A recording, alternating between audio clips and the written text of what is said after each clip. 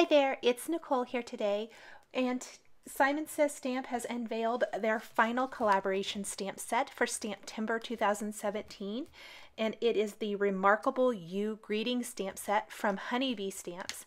I have paired it with a new for September release stamp set from Honeybee called Forest Friends, and I'm going to do a little coloring on Kraft cardstock with Prismacolor colored pencils and then some shadow stamping with the greeting.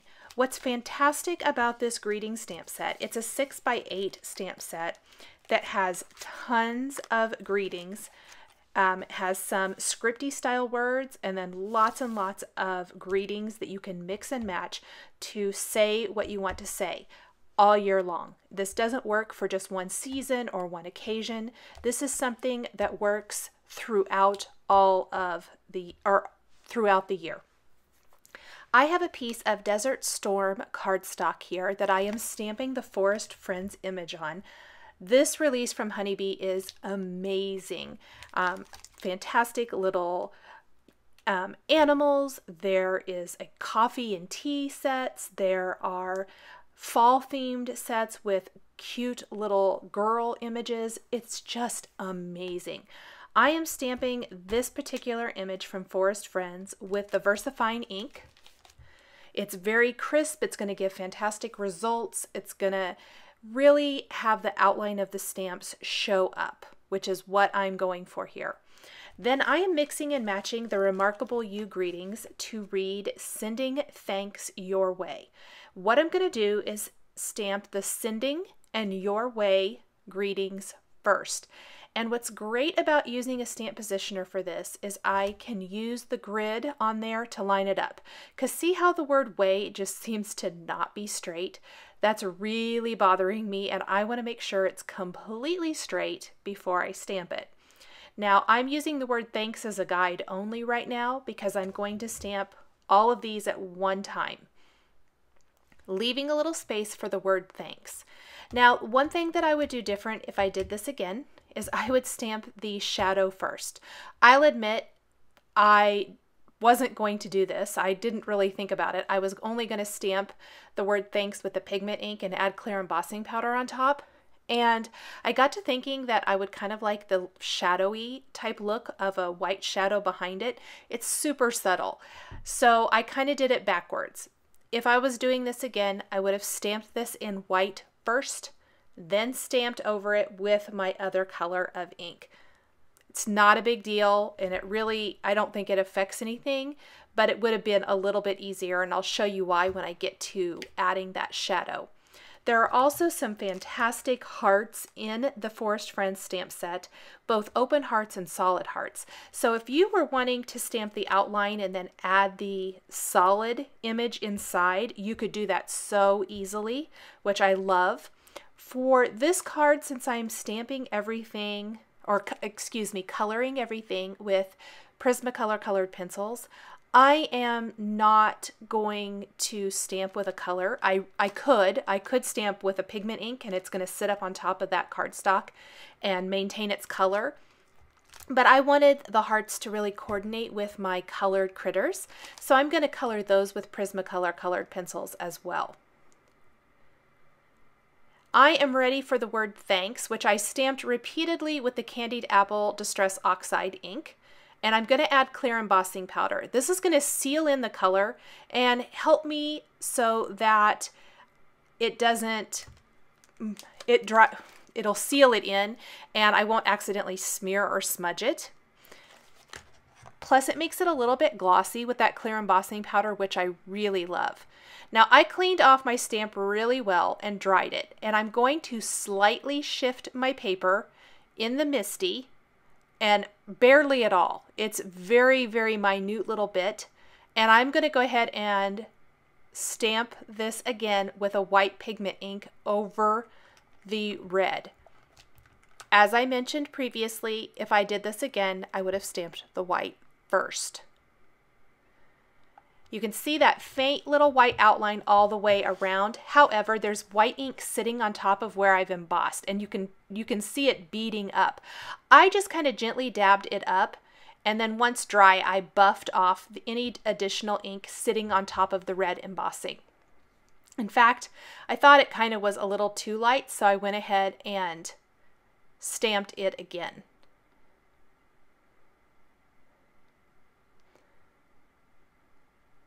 And then I'm just going to heat set this. It faded a little bit. I tried several different things, and I wanted to leave it in here so that you could see, and it really faded. So because I have not moved that word thanks at all since I initially used it, I went ahead and stamped it again with the Candied Apple Distress Oxide ink on top, and then hit it with clear embossing powder and sealed all of that color in. And it's nice and bright and bold.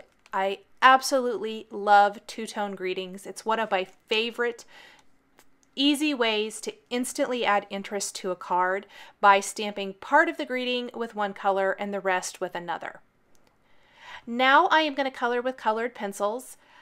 I love colored pencils. I especially love colored pencils on Kraft. I recently shared another card where I colored on Kraft cardstock. This is similar. However, on my last card share, I did not use a blender pencil. Today I'm going to, especially that bear. He is a nice big size, and I really felt like a blender pencil helped smooth out that color. You could also use Gamsol if you wanted to, and a stump pencil. I have kind of moved away from using that. Not any real particular reason other than the blender pencil really works for me. I love that look. I also love adding a base color of white to my images with the white Prismacolor colored pencil, and then adding my color on top and blending it out. I find that I think you get a really good blend. The only downside for me personally when using colored pencils is that they often cover up faces or other stamp line details, like the face of the bunny really faded out. Easy fix is to take a black pen and just draw over anything that maybe you got too much colored pencil on and lost some of that detail. Cute little bunny. I think one of my favorite things about coloring with colored pencils on Kraft is coloring a white image, because it truly looks white on the Kraft cardstock. When you use a base color of white cardstock for any coloring, you have to try to find creative ways to add shading to make that image not appear to be so flat and boring. When you're coloring white on a colorful cardstock, it just instantly looks amazing, I think. I don't know, it's just one of my very favorite things. Now this image is cute, cute, cute. There's this bear, bunny that's holding a bird, and then the little hedgehog. I really love these images. I think that they're really unique. They just have a completely cool and unique look about them. They're critters, yes, but just very, very fun, very cool. They work together. There's several stamp sets. I think you could use them and work them together. I love that. I always love to be able to mix and match my different stamp sets with one another.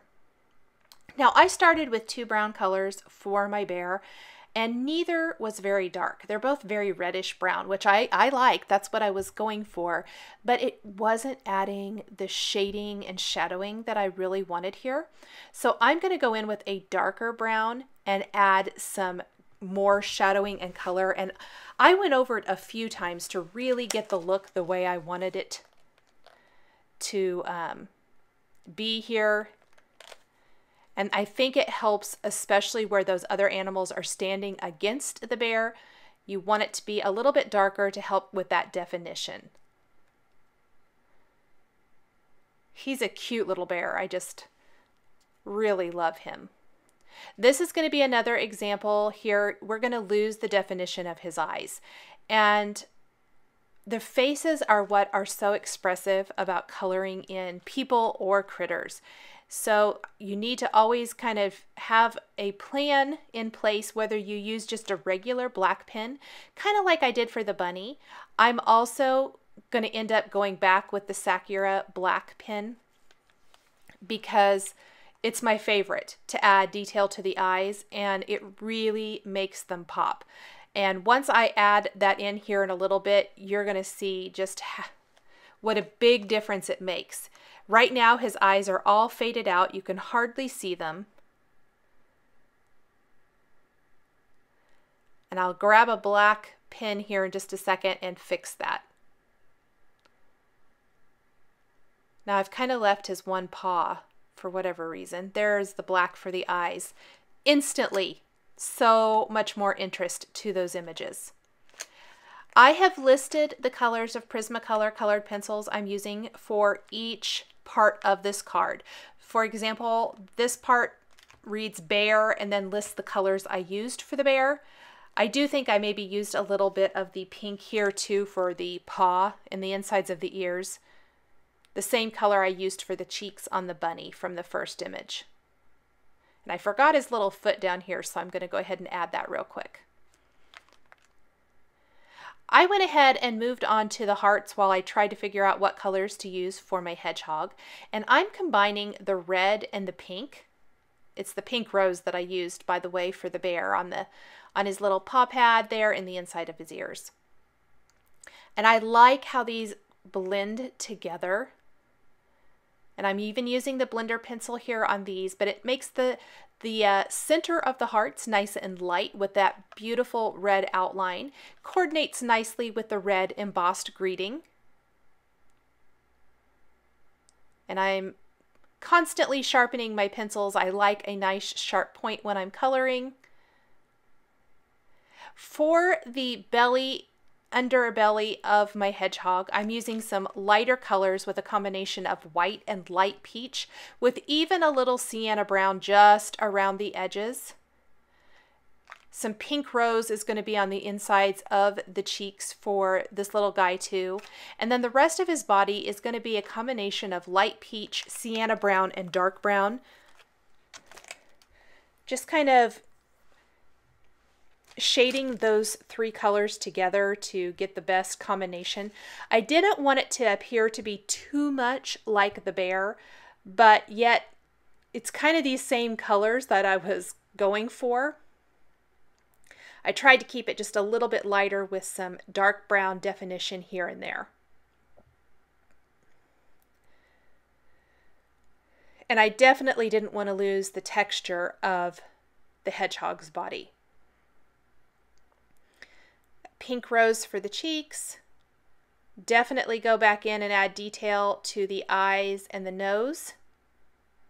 And the little basket he's holding, oh, pardon me, I guess I switched over to the bird first. Little orange for the bird's beak, and then some blues for the bird and eggshell for the stomach of the bird. I always like this color combination because I think it helps make the bird stand out a little bit with so many neutrals. All the grays and browns from the other animals. Going in with my black pen again to add some detail. Kind of some reddish purples for the basket now. Plus I forgot to color that hedgehog's arm, so I'm going to add some color to that real quick.